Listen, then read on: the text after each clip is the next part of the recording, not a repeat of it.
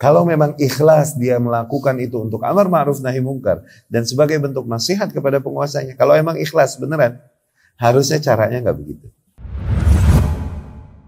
Amar ma'ruf nahi mungkar wajib.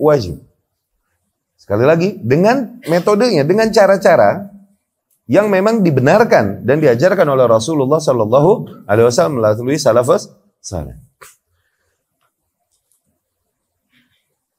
Tidaklah amar ma'ruf nahi mungkar kepada saudaramu, okay? Kau lakukan hal tersebut di hadapan orang lain. Dengan nama amar ma'ruf nahi mungkar. Kau ingkari dia di depan orang-orang lah, dan kau ingkari kemungkarannya dan kekeliruannya di depan orang-orang lain begitu. Lah. Ada kewajiban untuk menjaga muruah seorang muslim. Cari saat yang tepat, jadikan ini berdua dengannya, sampaikan nasihat itu. Ya? Apa demi menjaga muruah seorang muslim? Padahal dia rakyat biasa. Kebayang nggak sekarang? Ketika yang mau diingkari kekeliruannya adalah penguasa. Maka lebih wajib untuk menjaga muruahnya. Maka tidaklah diajarkan di dalam Islam bagi seseorang untuk berteriak di jalanan, berteriak di mimbar, mengingkari kemungkaran-kemungkaran yang dilakukan oleh penguasa kepada saudara kita aja rakyat biasa. Dianjurkan apabila memang ikhlas benar, yang kau cari adalah ridha Allah dari nasihatmu, maka kau akan menjaga muruahnya demi kebaikan dia juga. Karena kau ingin menyampaikan kebaikan, bukan lagi ingin membunuh dan merusak nama baiknya. Awas. Kalau tujuannya ikhlas. Tapi apabila memang yang ditujukan adalah bukan lillahi ta'ala, tapi kepuasan diri. Hawa yang diikutin. Maka cara itu akan dilanggar oleh seseorang dan kemudian dia menggunakan cara-cara yang tidak diajarkan oleh syariat Islam. Berteriak dan mencaci maki penguasa, aparat dan lain-lain di khalayak umum, di mimbar, di jalanan dan lain-lain. Ya, menanamkan bibit-bibit kebencian pada masyarakat, kepada penguasanya dan aparatnya dan lain-lain. Kalau memang ikhlas dia melakukan itu untuk amar ma'ruf nahi mungkar dan sebagai bentuk nasihat kepada penguasanya, kalau emang ikhlas beneran, harusnya caranya nggak begitu. Dia melakukan itu agar apa? Untuk kepuasan dirinya dan untuk kebesaran dirinya. Ikhlas sesuatu yang gaib di dalam hati. Nggak kelihatan, hanya Allah yang tahu kan? Tapi seseorang yang ikhlas, itu ada amaratnya. Dia nggak akan melakukan hal-hal yang konyol yang merusak keikhlasannya. Seseorang yang ikhlas, ada amaratnya, ada rambu-rambunya, ada ciri-ciri. Dia nggak akan melakukan hal-hal yang konyol, yang akan merusak atau mengancam keikhlasannya. Ya? Jadi dari mereka yang berpemahaman Khawarij dan lain-lain yang mengikuti Mu'tazilah dan lain-lain yang dimana memahami amar ma'ruf nahi mungkar artinya adalah mengingkari penguasa dan mencaci maki penguasa. Dapat kita tangkap kelirunya mereka di dalam hal ini. Apabila memang perbaikan dan kebaikan yang mereka hendaki untuk penguasa, nasihat yang mereka hendak tujukan, harusnya bukan cara itu yang mereka tempuh di dalam menyampaikan. Ya? Ada caranya, ada teknisnya. Oke? Di antara syubhat mereka di dalam hal ini. Oke?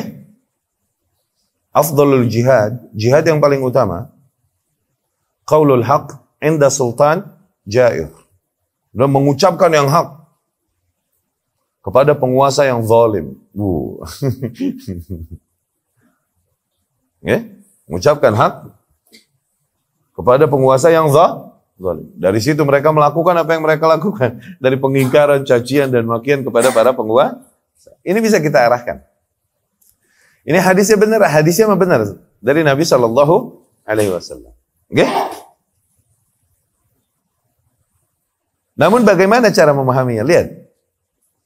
Qaulul haq, mengatakan yang hak. Tayyib yang hak. Ya? Bukan sesuatu yang kau kira itu mungkar, padahal itu ma'ruf. Bukan sesuatu yang memang pada dasarnya hak-hak penguasa untuk memutuskannya, cuman gak sesuai dengan seleramu, kemudian kau paksakan penguasa supaya ikut seleramu. Itu bukan hak. Awas. Yang hak, benar. Oke? Dan kemudian, Inda Sultan Jair. Inda ini ada makna indiyah. Indiyah di hadapan. Dalam raihannya. Tuh. Inda Allah, di sisi Allah, terdekat. Inda tuh maknanya gitu. Qaulul haq inda. Inda Sultan Jair. Inda tuh ada makna kedekatan. Di samping, di hadapannya. Okay? Bukan dari jalanan bro, bukan dari mimbar. Ketika kau bertemu dengannya, nah itu. Itu makna inda.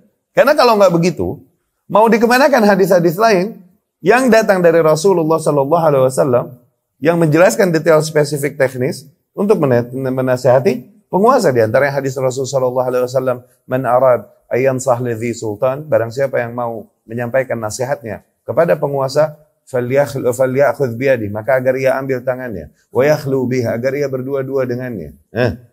Kemudian ia sampaikan nasihatnya.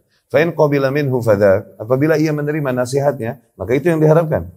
Wa illa, dan apabila ia tak menerima nasihatnya, faqad adda alladhi ma alaih, maka toh ia telah menyampaikan apa yang menjadi kewajibannya, udah nggak punya hak dia untuk memaksa. Nah, hadis-hadis ini mau dikemanain?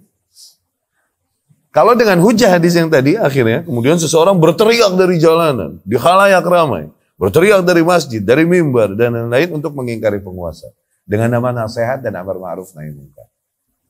Demikian kebiasaan ahlul bid'ah. Mereka akan mengambil secomot dan secomot berpaling dari nas-nas yang lain yang gak sesuai dengan selera mereka. Selalu mengambil satu sisi-sisi saja dan berpaling dari nas-nas yang sisi lain yang menyeimbangkannya, yang mengarahkannya. Selalu begitu.